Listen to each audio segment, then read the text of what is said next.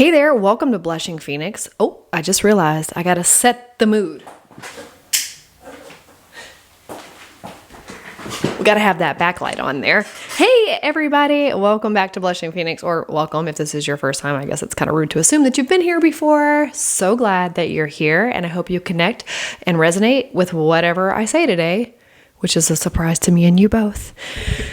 And if it doesn't resonate, maybe it's not for you. If it challenges you or makes you feel some kind of way, maybe you need to reflect on it. Okay, we're completely rogue today. Hi, everybody. My name is April. I am a transformative and empowerment coach, and I help people through transformative action overcome social hindrances, things that hold you back, like social anxiety, blushing, flushing, feeling like you're not worthy, being super self-conscious in environments where you think everybody's thinking about you, but nobody's thinking about you except you's thinking about you because everybody else is thinking about themselves. I help you get unstuck from that because I unstucked myself. What is happening? If you've been around for a while, you know I've been recovering from COVID for the past 2 weeks. The brain fog has finally lifted, and I think because of that, I'm just saying a bunch of words at this point because it feels so good to just say the words again and know what the words are that I'm trying to say, even if I make them up. I want to talk to you about relationships. Based off of my own experiences, I have not always had the best time with relationships. And when I say relationships, I mean friendships, connections, networking, things like that. My romantic relationships have not ever been a problem for me as far as trauma and chaos and drama and all of those things. I always had really good boundaries around my romantic relationships, but for some reason, actually it's not for some reason, I know exactly why it is, because I came from this codependent background where people pleasing and really just trying to perform and be good and be seen in a light of being worthy, specifically with women relationships, girl relationships, friendships. And I know a lot of that just stems from my childhood, my perception of how I think things were with my mom. And as I've gotten older, I've realized that there's so much more I could go into with that. I don't want to sit here and talk to you like, oh, I'm a victim of my mom, this and that. It's not about that. It's about how I perceived it as a child. And so if I perform well, I will make mom happy. If I say things this way, I will make mom happy. And that's how I just took on my identity with authoritative people in general. And fast forward to 38-year-old April, and you're still stuck in that mindset and that this performance, it just gets old. And when I think about flushing and blushing and erythrophobia and what I've been through with feeling lack of self-worth and the things I've discovered over the past year, I'm like, what? Where did this come from? And then when I reflect back on relationships that I've had in my life and how not necessarily toxic. They were toxic when I was younger, like lots of drama, lots of gossip, lots of back and forth friendship type stuff, but really more so in my adult life that I'm either like hot or cold. You're either in or out. It is all or nothing for me. And I feel like if people aren't growing and learning and expanding and moving forward and being willing to address their pain and being willing to grow, I kind of throw my hands up and I'm like, oh, well, not for me, moving on. Looking for this perfect person. And as I am exploring new curiosities with myself and why I am the way I am, or areas in my life that I'm not experiencing a ton of peace, it's like the universe has unfolded this new idea to me that like, hey, maybe you're the problem. And by you're the problem, I mean, it's the way you're looking at things. And if you come from this perfectionist, people-pleasing, codependent background, you tend to lay on others what you expect of yourself. And if you've been in a place where you've been expecting perfectionism out of yourself, then you may be projecting that onto the relationships around you, like yours truly has in the past. So today, I just wanted to jump on here and talk to you about that. Bringing that to your attention as you are on your own healing journey, how is that impacting the relationships around you? Because also as you heal and you become aware of new things that are like, oh, I've grown in this area, you can project things onto other people and you can expect that same healing out of the people around you. And they haven't been on that healing path and they may never be on that healing path. So I got to this place in my life where I was like, what do I do with these people? Have they done something to the point of me exiling them because I have no problem setting boundaries and exiling people from my life if they're toxic and draining. But these particular people are not necessarily toxic. They're not draining. They're just not on the same growth path that I'm on. So as you begin to evolve into these new states of mind and reframing things and seeing the world different, people from your past can see you as that old person that you used to be, because that's what reminds them of who they are and helps them feel in touch with the world around them and their reality. And it keeps validating their story and their narrative. When you grow, it creates this gap and it creates a little bit of confusion. They are trying to pull you back to that state of being that you were in. That validates them and reminds them of who they are. And if you have grown, it creates this like mental, spiritual gap between you and them. They don't know what to do with you. You don't know what to do with them because you don't want to come back down, and they don't know how to elevate up. So it kind of leaves you in this in-between world of what do we do with each other? I really believe that when I talk about the journey is the destination, there is no destination. We're constantly moving, evolving, growing.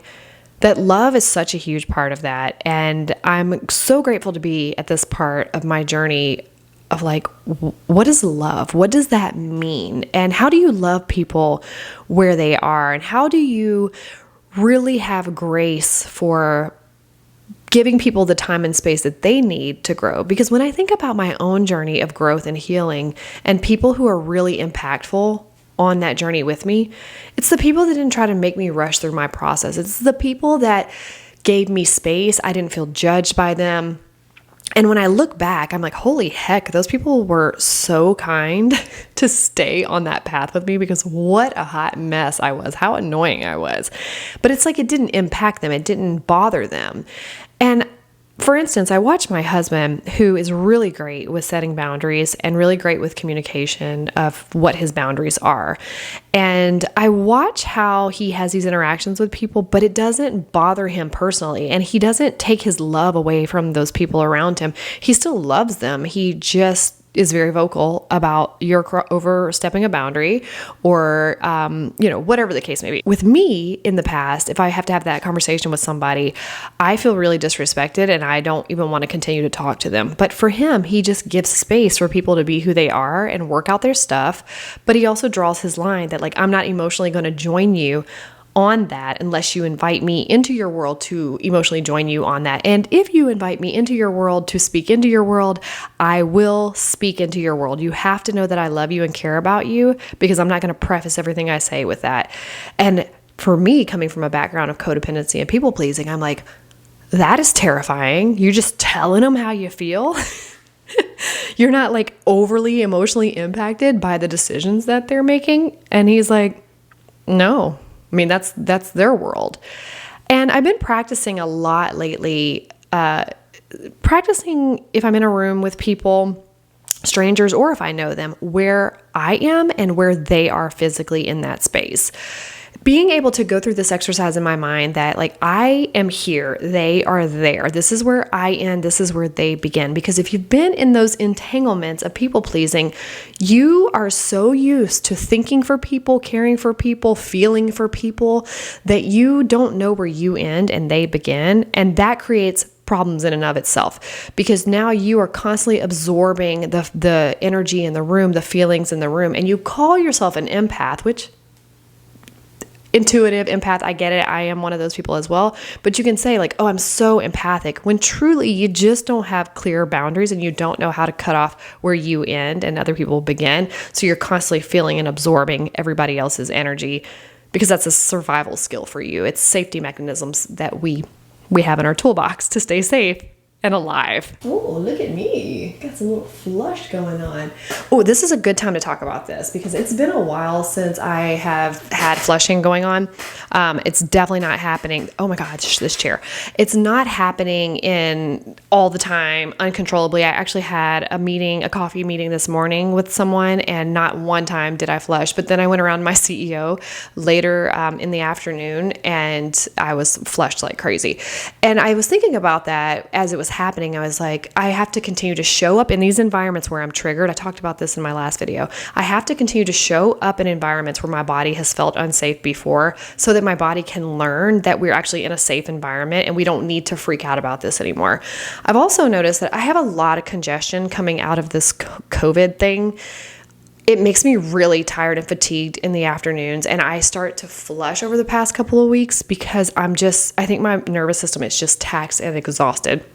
Right now, I need to go get my kid from daycare. I've talked about this multiple times on videos before, that if I'm up against a time limit, like I know I need to go, he's fine, but I like to pick him up early sometimes. So just so you know, I'm not like leaving him there.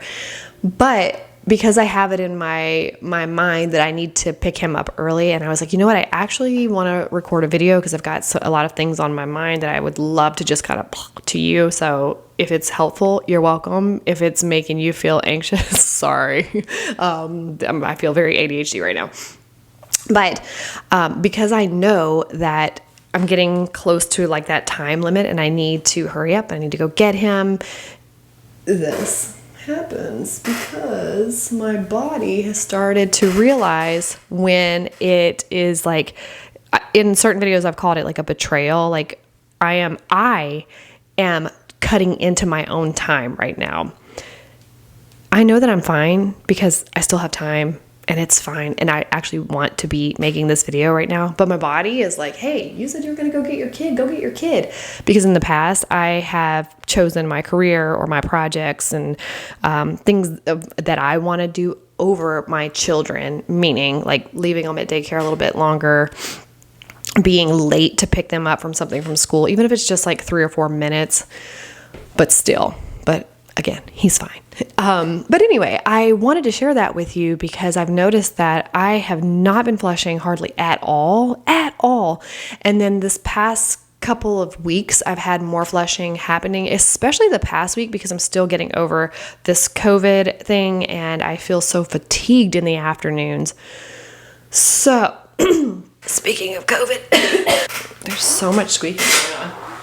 But yeah, I feel like this is a little all over the place. But my main point of wanting to talk to you today, besides just having our chat, is to tell you that if you are struggling with relationships because of erythrophobia or other social hindrances that you have from blushing, social anxiety, high expectations of perfectionism on other people because you have struggled with perfectionism, you're not alone. As I have learned, this is part of the healing journey. Remember, the journey is the destination. There is no destination. So as one door closes, another door opens. And I'm really excited to be in this space. I've been practicing for a while, just being aware of this is a me thing. I'm the common denominator.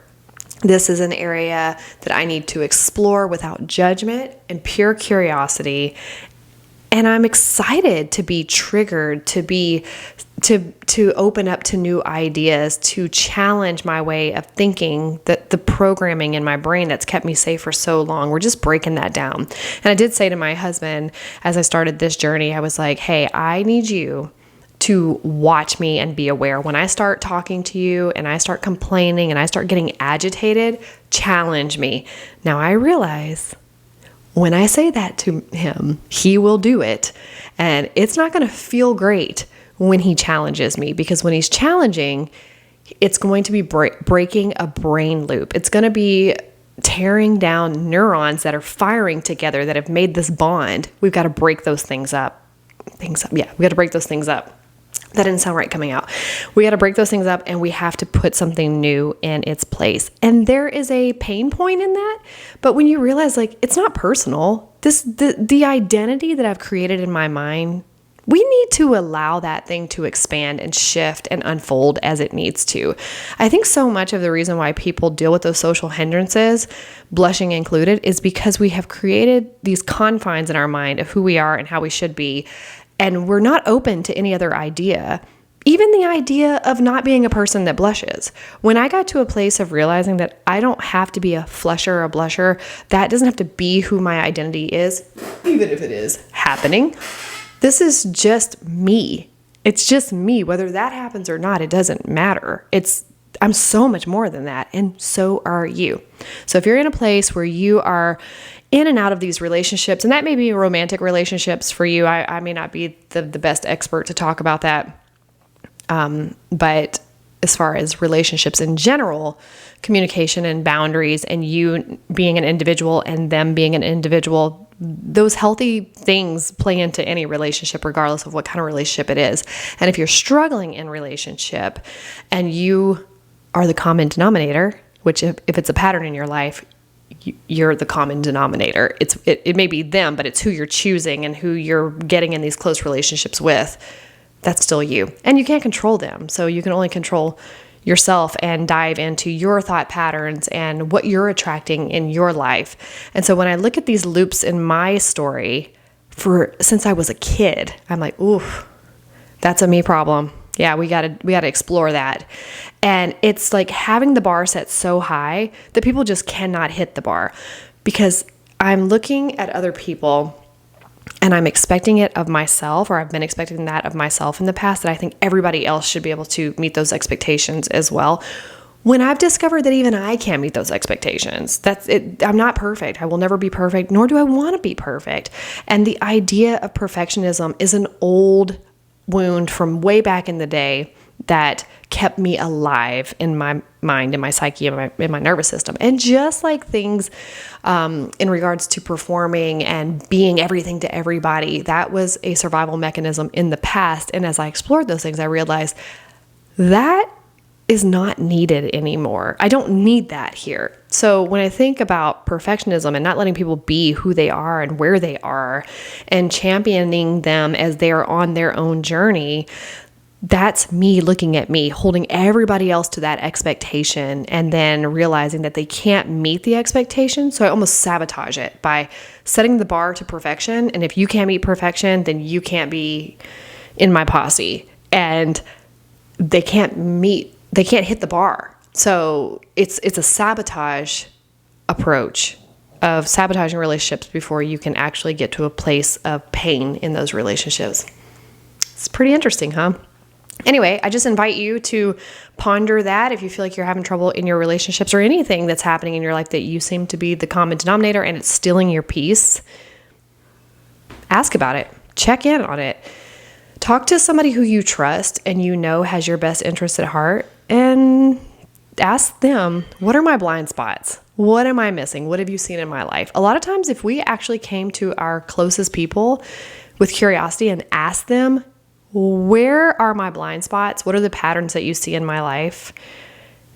And you give them the space to talk without getting defensive, it would be really eye-opening. A lot of times the people in our lives are not going to speak in to those places because we just haven't asked, but they see it. Think about the people in your life that you can look at their problems that they talk to you about, and you know exactly what they're doing wrong and what they need to do to fix it, but you haven't told them because they haven't asked, and some of that is that you're trying to let them figure it out, and some of it is because you just don't want to say it to them, and they're stuck because you're not saying what you see. If you feel up for it, ask your people, what do they see is a blind spot in those areas where you're struggling? They will tell you. You just got to be open to hear what they got to say. All right, for real. I got to go get my kid for real now. Now we're getting close to time. I'll talk to you later. But until then, rise and thrive, my friend, okay? See ya.